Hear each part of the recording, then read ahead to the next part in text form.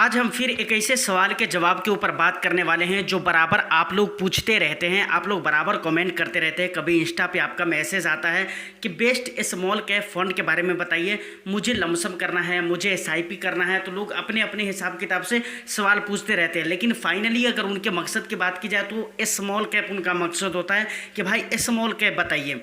मुझे लगता है कि अगर वीकली तौर पे वीडियो बनाया जाए तो हर वीक में 2-3 वीडियो तो सिर्फ इस टॉपिक पे बन सकती है कि भाई बेस्ट स्मॉल कैप कौन सा है, बेस्ट परफॉर्मिंग स्मॉल कैप कौन सा है। तो फाइनली आज की इस वीडियो में भी हम 3 ऐसे स्मॉल कैप फंड के ऊपर बात करेंगे जो कि बहुत ही बेस्ट है। और मैं कहता हूं कि ये ऐसे फंड है जहां पर स्मॉल कैप में तो आप निवेश कर ही रहे हैं, लेकिन इन तीनों स्मॉल कैप में निवेश करना एक मौके, एक अवसर की तरह है। तो स्मॉल कैप में आपको बताऊंगा ही, लेकिन यहाँ पर कुछ बातों का आपका ख्याल रखना बहुत ही ज़रूरी है। देखिए, आप चाहे जो भी पूरी मार्केट को आप छान दीजिए, जो स्मॉल कैप आप ले लीजिए, जितना अच्छा फंड आप ले लीजिए अपनी पोर्टफोलियो में, लेकिन एक बात की शर्त है, वहाँ पर आपके अंदर अगर पेशेंस नहीं है, पेशेंस बोले तो अगर सब्र नाम की चीज़ नहीं है, अगर आप थोड़े बहुत रिस्क नहीं ले सकते हैं, अगर मार्केट के थोड़े बहुत गिरावट में भी आप घबरा जाते हैं, तो फिर कोई फंड आपके लिए है ही नहीं है मार्केट के अंदर। तो यहाँ पर ये चीज़ बहुत ही मेन है कि आपको पेशेंस रखने की ज़रूरत पड़ेगी,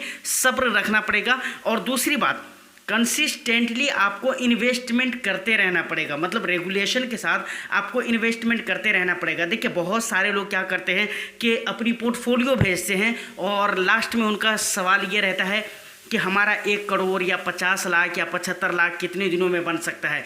तो देखिए, ये कैलकुलेशन जो होता है किसी एक बातों के ऊपर डिपेंड नहीं करता है, ये बहुत सारी बातों के ऊपर डिपेंड करता है। मैं आपको अंदाजे के मुताबिक और थोड़े बहुत कुछ चीज़ों को मद्देनज़र रखते हुए मैं आपको ये आंसर कर देता हूँ, लेकिन वहाँ पर आपको ये खुद माइंड लगाना है कि भाई ये एक चीज़ों के ऊपर पॉसिबल ही नहीं है। बहुत सारी कंडीशंस होती है, मार्केट कैसा परफॉर्म कर रही है, आप इन्वेस्टमेंट रेगुलेशन के साथ कर रहे हैं या नहीं कर रहे हैं, रिटर्न्स आपके कैसे बन रहे हैं, इसके अलावा बहुत सारी बातें हैं, आपके जो एसआईपी या लमसम के अमाउंट है वो कितने कर रहे हैं मंथली तौर पे, या फिर स्टेप अप वगैरह क्या कर रहे हैं। तो ये सारी बातें हैं। तो फाइनली आपको 2 चीज़ जो मैं यहाँ पर कहना चाहता हूँ कि आपको पेशेंस रखना पड़ेगा और कंसिस्टेंटली आपको इन्वेस्टमेंट करते रहना पड़ेगा। समझ रहे कि नहीं। सबसे पहले फंड की मैं बात करूं, लेकिन उससे पहले वीडियो को लाइक करके शेयर कर दीजिए, चैनल को भी ज़रूर सब्सक्राइब कर लीजिएगा। आपका कुछ भी सवाल हो तो आप मुझे कमेंट सेक्शन में या नहीं तो इंस्टा पे मैसेज कर सकते हैं। देखिए, सबसे पहले एक बात और भी कहना चाहूँगा कि हम आज उन स्मॉल कैप की बात ही नहीं करेंगे जिनके मार्केट में बहुत ही ज़्यादा चर्चे हैं, जिनके मतलब बहुत हवा बनाकर रख दिए लोग, जैसे निपॉन इंडिया का हो गया, निपॉन स्मॉल कैप फंड हो गया, उसके बाद कॉन्ट स्मॉल कैप फंड हो गया, इसके बाद कुछ और भी स्मॉल कैप फंड्स हैं जिनके बारे में मार्केट में बहुत ज़्यादा चर्चे हैं। तो हम ऐसे का चर्चा ही नहीं करेंगे इस फंड के अंदर। ऐसे फंड हम आपको बताने वाले हैं जिसके परफॉर्म भी अच्छे हैं। दूसरी बात, वहाँ पर अगर देखा जाए तो मैंने कहा ना मौका, तो उसके मौका मैंने क्यों बोला है ये तो मैं अभी आपको आगे वीडियो में बताऊँगा। और सबसे मेन बात है कि उसमें अभी भी बहुत सारे लोगों की नज़रें नहीं है, मतलब उस फंड के ऊपर। तो सबसे पहले नंबर पे है बंधन स्मॉल कैप फंड। देखिए, बंधन स्मॉल कैप फंड मैंने यहाँ पर कहा ना कि मौका है आपके लिए। देखिए, इस फंड के अगर एज देखेंगे तो सिर्फ 4 ईयर्स हुए हैं, 4 साल 3 महीने हुए हैं कंप्लीट। दूसरी बात, AUM अगर इसके आप देखेंगे तो 4,994 करोड़ का AUM है, जो कि बहुत ही छोटा AUM है। देखिए, यहाँ पर एक चीज़ और भी आप कह सकते हैं जिसको मैं मानूंगा कि यहाँ पर लिक्विडिटी का प्रॉब्लम होता है। भाई, लिक्विडिटी का प्रॉब्लम से आपको लेना देना है क्या? मैं आपसे एक सवाल पूछता हूं सर, आप सोच कर देखिए ना कि आप यहां पर अगर निवेश करेंगे तो क्या आपको लगता है कि 6 महीने के लिए, साल भर के लिए, 2 साल के लिए निवेश करेंगे? नहीं करेंगे ना। आप कब निवेश करेंगे, कितने दिनों के लिए निवेश करेंगे? आप कम से कम 7 ईयर्स प्लस के लिए निवेश करेंगे। जैसे 8 साल हो गया, 10 साल हो गया, 15 साल या इससे प्लस के लिए निवेश करेंगे। तो आपको लिक्विडिटी के प्रॉब्लम से क्या लेना देना है भाई? जब आप निवेश करेंगे तो ज़रूरी नहीं है कि ये फंड जो है इतना ही रहेगा, समझ रहे, इसका AUM साइज इतना ही रहेगा। तो लिक्विडिटी के प्रॉब्लम के ऊपर आपको जाना ही नहीं है। और जो लोग इसके ऊपर फालतू का भेजा लगाते हैं ना, मैं कहता हूँ कि बिल्कुल ही ख़राब भेजा लगाते हैं, समझ रहे कि नहीं। बहुत ज़्यादा आपको सोचना नहीं चाहिए, क्योंकि यहाँ पर सबसे बड़ा रीज़न है कि आप 1-2 साल 1.5 साल के लिए निवेश नहीं कर रहे हैं, लंबे समय के लिए निवेश कर रहे हैं। देखिए, यहाँ पर मैंने कहा ना मौका है, तो इसका अभी AUM साइज़ बहुत ही छोटा है। तो आप इसको इस नज़रिए से देख सकते हैं कि भाई AUM साइज़ छोटा है, यहाँ पर ग्रोथ पोटेंशियल अभी हाई है, समझ समझ रहे हैं, मेरे कहने का मतलब आप समझ रहे होंगे। उसके बाद अगर इसके रिटर्न्स की बात करूं तो 1 ईयर में इस फंड ने 73% का रिटर्न्स दिया है, जो कि कम नहीं है। 73% का रिटर्न्स दिया है। उसके बाद 3 ईयर्स में देखेंगे तो 29% का रिटर्न्स दिया है, 29.94 है। तो आप 30 मान ही सकते हैं, लेकिन नहीं मानेंगे 29 तो मानेंगे ना भाई। 29.94% का रिटर्न्स दिया है। उसके बाद 5 ईयर्स का इसका डेटा ही अवेलेबल नहीं है, क्योंकि मैंने आपको बताया ना कि 4 साल सिर्फ 3 महीने हुए हैं। तो ये एक ऐसा फंड है जिस फंड के ऊपर आप पैसे लगा सकते हैं और भरोसा कर सकते हैं कि भाई हाँ, यहाँ पर आपके रिटर्न्स बनेंगे। उसके बाद दूसरे नंबर का अगर स्मॉल कैप की अगर मैं बात करूँ तो वो है bank of India small cap fund. देखिए, जो भी स्मॉल कैप में आपको बता रहा हूँ, मार्केट में इतने ज़्यादा चर्चे नहीं है इसके।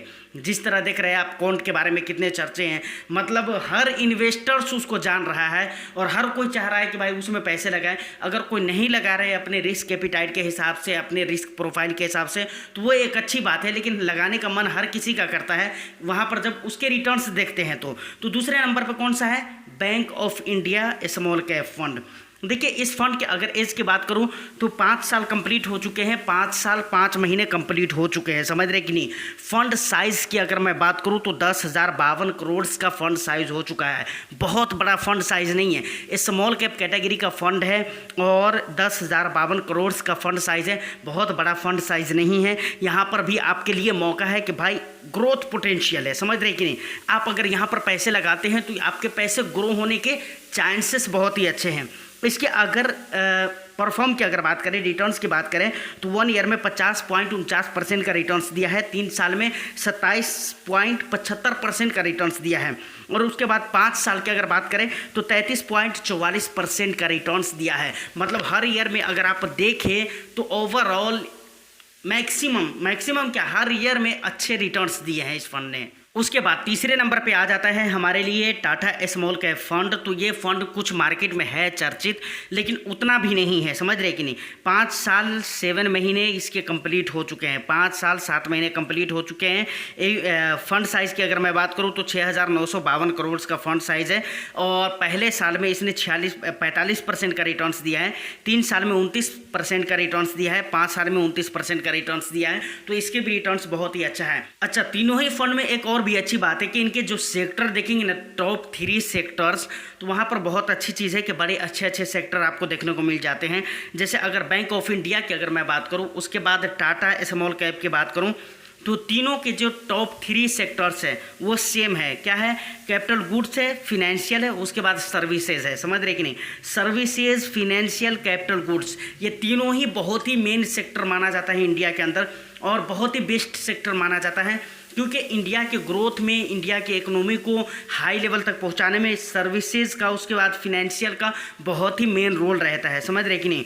उसके बाद अगर बंधन की अगर बात की जाए तो बंधन में कैपिटल गुड की जगह हेल्थ केयर है, बाकी जो 2 है फिनेंशियल और सर्विसेज वो सेम ही है। तो कहने का मतलब ये है कि फाइनली अगर आप इन 3 स्मॉल कैप, मैं ये नहीं कहता हूँ कि तीनों स्मॉल कैप आप इकट्ठे एक साथ रखिए अपनी पोर्टफोलियो में, लेकिन अगर स्मॉल कैप की ज़रूरत है, एक की ज़रूरत है तो एक, 2 की ज़रूरत है तो 2, आप इन तीनों स्मॉल कैप में से किसी एक को भी रिसर्च कर सकते हैं, देख सकते हैं।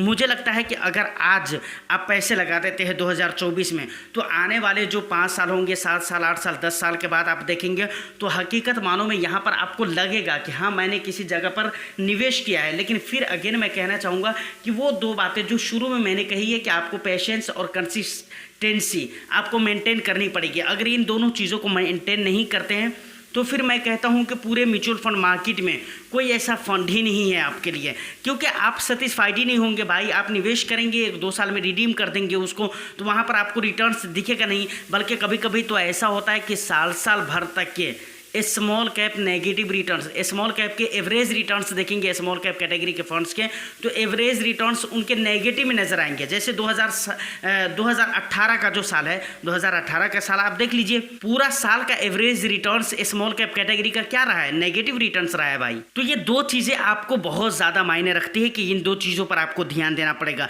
इसके अलावा और भी बहुत सारी चीज़ें इस फंड के अंदर है जो मैं डिटेल्स नहीं कर रहा हूँ, लेकिन उसको आप खुद भी डिटेल्स चेक कर कर सकते हैं। मुझे लगता है कई ऐसी और भी अच्छी बातें हैं जिस वजह से मुझे लगता है कि ये तीनों ही फंड बहुत ही अच्छे हैं। अच्छा, मार्केट के अंदर मैंने जैसा कि कहा है, बहुत सारी लोगों की नज़र अभी जो है ना इस दोनों तीनों फंड के ऊपर नहीं है। टाटा के ऊपर तो है भी, bank of India small cap और उसके बाद बंधन स्मॉल कैप, ये दो ऐसे फंड है जिसके ऊपर बहुत सारे इन्वेस्टर्स की नज़र नहीं है।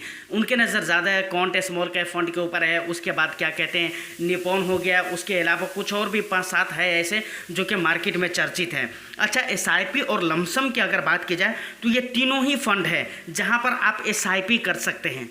तीनों ही फंड में आप SIP कर सकते हैं। लमसम आप टाटा स्मॉल कैप में नहीं कर सकते हैं क्योंकि टाटा स्मॉल कैप में लमसम का विंडो क्लोज कर दिया गया है, बंद कर दिया गया है।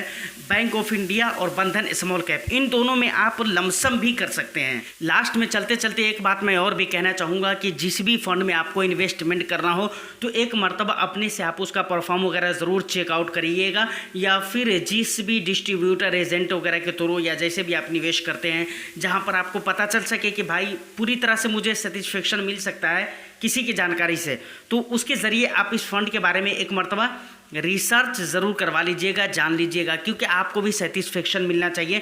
बट मुझे तो लगता है कि भाई यहाँ पर मौका है। देखिए, मैं जो बात कहता हूँ यकीनन आपको मैं दिल से बता रहा हूँ।